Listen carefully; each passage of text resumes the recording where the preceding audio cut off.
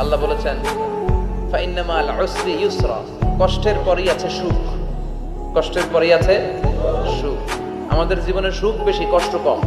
কয়দিন না খেয়েছিলাম, কয়দিন বিপদে পড়ছি, কয়দিন ডাকাইতে ধরছে, এক মাসের মধ্যে অসুস্থ থাকি কয়দিন আর সুস্থ থাকি কয়দিন, এটা হিসাব করে না। অসুস্থ যে ছিল খালি এটা খেয়াল রাখে, আছে না নাই?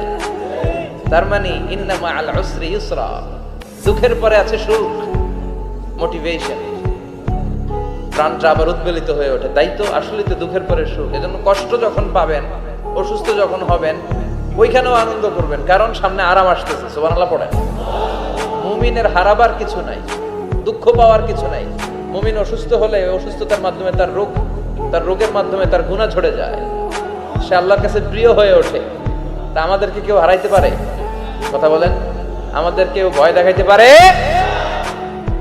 মোটিভেশনাল সূরা, সূরাতুল ইনশিরাহ আর সূরাতুদ দুহা।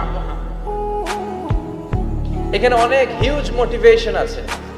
যারা হতাশ, যাদের জীবন ভাল লাগে না, মরে যেতে মনে চায়, গার্লফ্রেন্ড গালি দিছে, আছে না নাই? আবার বয়ফ্রেন্ড গার্লফ্রেন্ডের গালি দিছে, এ ওড়না পেঁচায়া ফ্যানের মধ্যে ঝুলে আত্মহত্যা করে। কত বড় পাগল, তুই মরলি কেন? গালি দিছে তো কি হয়েছে?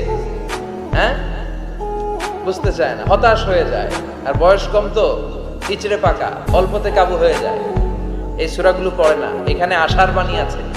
আজকে আমি জানি কথা শোনাবো আপনাদেরকে, শুরুতে আগে সংক্ষেপে বলে দিই। এই সূরার